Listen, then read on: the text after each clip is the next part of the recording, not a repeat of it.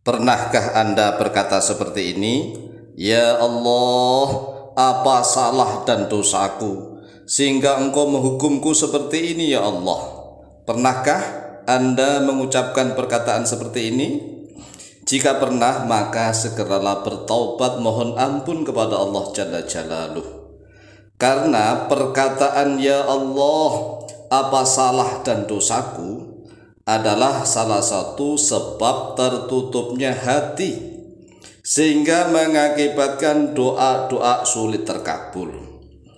Karena orang yang berkata seperti itu adalah orang yang tidak tahu salah dan dosanya sendiri. Padahal mata ini punya dosa, telinga juga punya dosa, mulut punya dosa, perkataan kita punya dosa, lisan kita punya dosa, hati punya dosa, tangan punya dosa, kaki punya dosa, perut punya dosa, apalagi kemaluan punya dosa banyak sekali. Namun mengapa ia tidak segera memohon ampun dan bertaubat kepada Allah Jalla Jalaluh, tapi malah bertanya kepada Allah, seolah-olah ia merasa suci dan ingin mendikte Allah serta ingin menyalah-nyalakan Allah. Oleh sebab itulah, wahai saudaraku kaum muslimin wal muslimat dimanapun berada, jika kita memang pernah mengatakan suatu kalimat ya Allah, apa salah dan dosaku, maka sekali lagi segeralah bertaubat, meminta ampun kepada Allah. Ya Allah, ampunilah perkataanku, ampunilah perkataanku yang telah mengatakan ya Allah, apa salah dan dosaku. Karena aku ini orang yang tidak tahu dosaku sendiri ya Allah, karena kebodohanku.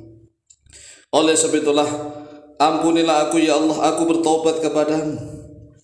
Ingat wahai saudaraku kaum muslimin wal muslimat rahimakumullah, dosa itu tidak terbatas pada yang mengerjakan sesuatu yang dilarang saja. Ini kan kadang-kadang orang awam itu mengira bahwa dosa itu yang terlihat adalah yang mengerjakan sesuatu yang dilarang, sesuatu yang haram dikerjakan. Misalnya mencuri kan haram, kelihatan dosa. Berzina haram, dilarang, dosa. Mabuk-mabukan, minuman-minuman keras, judi, dosa.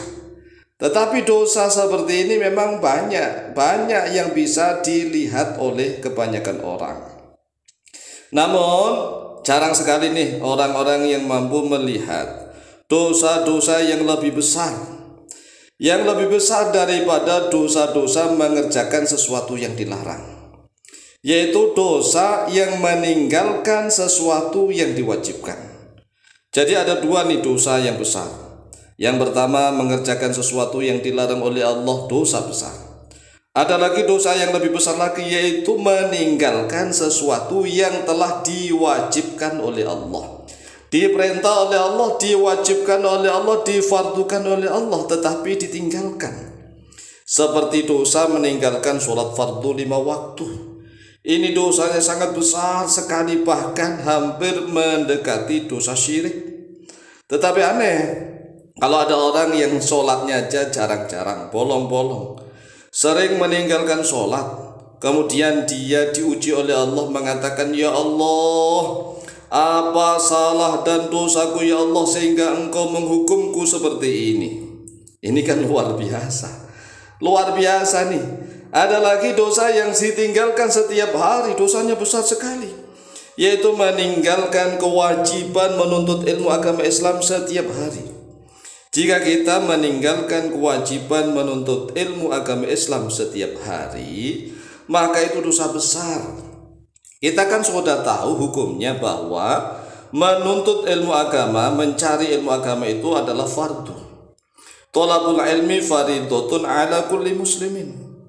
Mencari ilmu itu adalah fardu, wajib atas setiap orang Islam.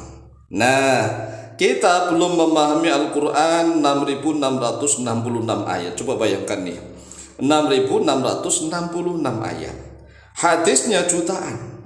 Kita belum tahu apa-apa, tetapi kita merasa tidak punya dosa. Ini kan aneh, super aneh, yang luar biasa. Cobalah kita merasa diri kita ini, ya Allah, setiap hari saya membuang-buang waktu. Waktu terbuang-buang seolah-olah sibuk tapi nggak jelas sibuknya apa. Sehingga sampai tua kita merasa nggak punya dosa. Ini adalah orang yang sungguh luar biasa. Orang yang banyak dosa tetapi nggak tahu dosanya itu apa. Ada pepatah mengatakan bahwa gajah di pelupuk mata saking besarnya, ya nggak kelihatan. Karena dosanya begitu banyaknya, maka dia nggak kelihatan.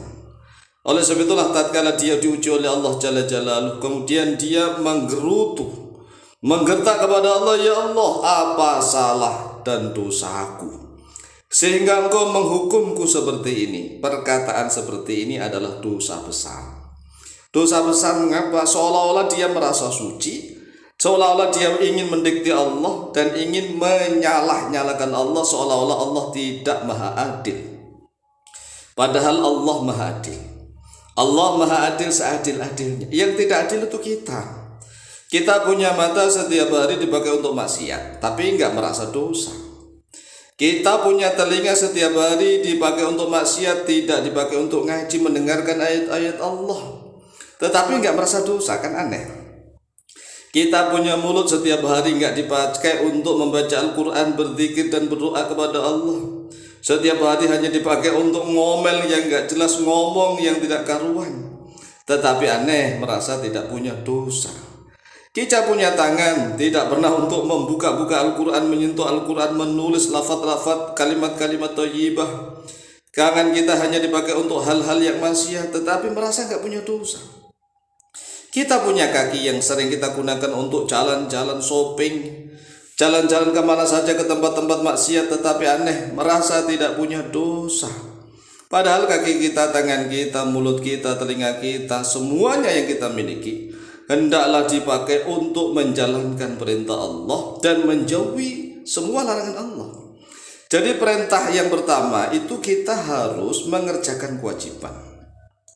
Karena imtithalul awamiri, mengerjakan perintah-perintah yang wajib dikerjakan.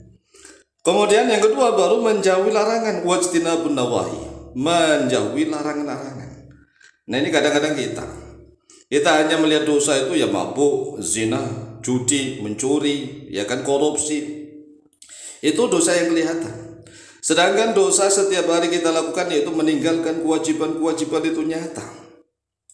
Dosa yang sangat nyata itu kita meninggalkan kewajiban. Sekali saja kita meninggalkan kewajiban sholat, maka dosa kita bertumpuk-tumpuk. Bertumpuk undung, pokoknya sulit sekali untuk bertaubat. Taubatnya ya betul-betul harus sungguh-sungguh, harus menangis. Taubat itu menyesal, harus menyesal, harus berjanji tidak akan mengulangi, harus segera menjalankan kewajiban. Nah ini enggak.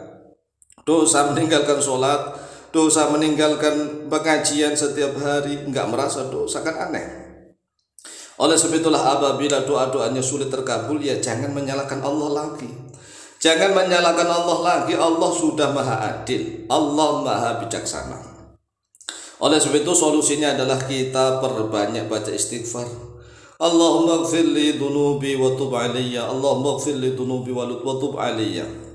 Atau minimal istighfar, astaghfirullahaladzim, astaghfirullahaladzim, astaghfirullahaladzim wa atubu ilaik, begitu. Maka segeralah bertaubat dan memohon ampun kepada Allah Jalla Jalaluhu. Demikian, semoga manfaat dan barokah, lebih kurangnya mohon maaf. Wallahu ta'ala a'lamu bishawab.